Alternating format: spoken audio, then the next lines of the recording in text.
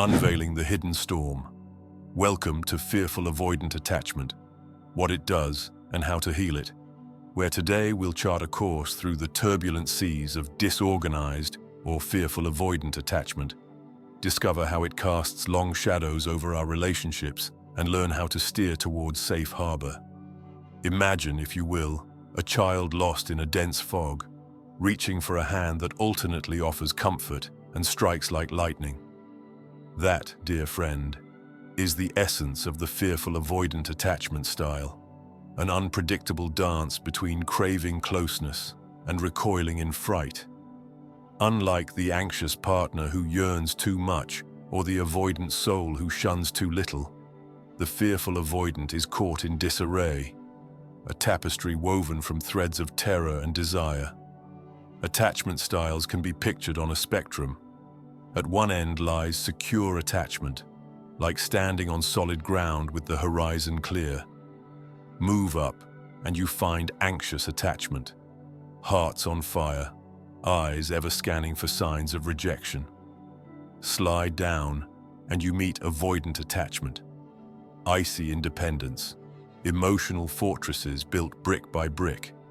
But at the far left, where the coastline crumbles into jagged rocks, lies disorganized, also called fearful-avoidant attachment. Here, the compass spins wildly, pulled by twin magnets of longing and fear, never settling on true north. It's essential to note, fearful-avoidant is not merely a switchboard flipping between anxious and avoidant modes. It is, instead, its own chaotic force, more intense, more unpredictable, more fraught with inner conflict than simple oscillation. Within this realm dwell two subtypes: disorganized oscillating attachment. These souls swing like a pendulum, from volcanic bursts of emotion to icy withdrawal. One moment they may cling with desperate devotion. The next, they vanish like smoke, convinced that surrendering intimacy equates to suffocation. Disorganized, impoverished attachment. Here, emotional landscapes seem barren, flat plains devoid of color. Yet beneath that muted surface lies a storm, hidden and unfelt, waiting to erupt. These individuals may appear calm, almost unmoved, but their nerves buzz beneath the veneer, a suppressed tempest. Whether oscillating or impoverished, both grapple with the same genesis: fractured bonds in childhood. Picture a home where love and terror shared the same space, where a caregiver's arms could cradle you in tenderness one moment and lash out in anger the next. Such is the crucible in which fearful-avoidant attachment is forged. Parents themselves, burdened by unresolved grief, trauma, or chronic stress, become unpredictable sources of safety and threat. The child learns early that closeness can sting as sharply as absence. Over time, this confusion becomes hardwired. Intimacy triggers panic. Distance triggers despair. In adult relationships, someone with fearful-avoidant attachment brings a push-pull dynamic so bewildering it can feel like living inside a kaleidoscope. They yearn for connection, but fear it will consume them.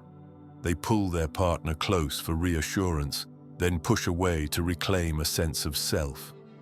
Perhaps you've known a partner who alternates between tender declarations and icy silence, who will idealize you at dawn and criticize you by dusk.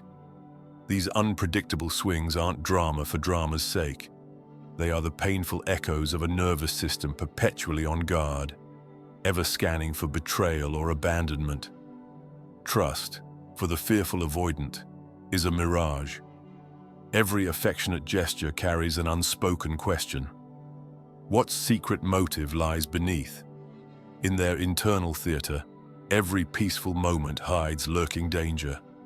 Vulnerability is a tightrope walk above abyssal fears, and boundaries become both shield and barrier. Let me tell you a brief tale. A woman named Eleanor found herself drawn to a man, Sebastian, whose charm was as intoxicating as it was elusive. One evening, under a sky blazing with stars, he took her hand and whispered promises of forever. Yet, days later, he vanished.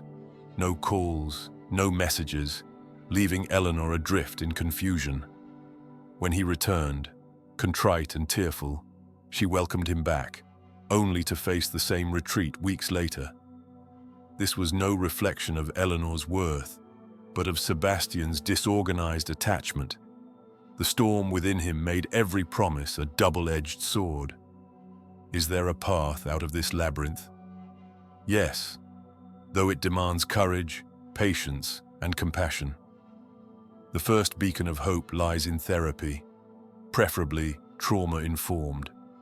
Imagine a skilled guide helping you map the contours of your inner storm, teaching you that safe harbors exist and can be reached. Beyond professional help, you can cultivate self-regulation skills. Begin by becoming a curious observer of your emotions. Notice the subtle crest of a wave before it becomes a tsunami. What does mild anxiety feel like? How does anger grow from embers to inferno? Practice standing apart from these surges, understanding that you are not your emotions. You are the sea upon which they rise and fall. Experiment with tools to calm the nervous system. At low intensity, a brisk walk in nature or the scent of pine can ground you. At higher intensity, perhaps a cold shower or even biting into a chili pepper will shock the system back to equilibrium. Somatic experiencing therapies teach you to anchor in your body, releasing stored trauma through gentle movement and breath. Simultaneously, nurture a new set of core beliefs. Replace "I don't deserve love" with "I am worthy of kindness." Transform "people always let me down" into "I can learn to recognize genuine support."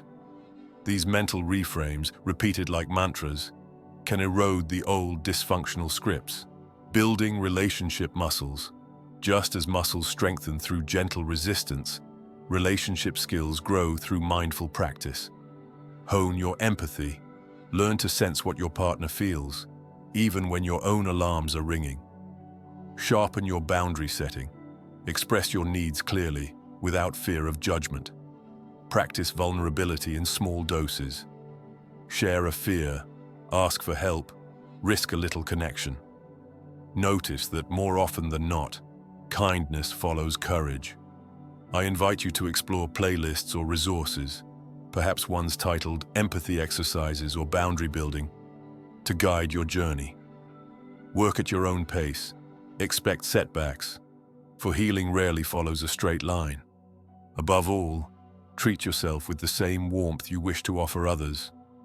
If our hearts were ancient castles, disorganized attachment would be the crumbling battlements, threatening collapse. Yet with dedicated effort, stone by stone, we can rebuild walls that both protect and welcome. You are not doomed by your past. You are defined by the choices you make today.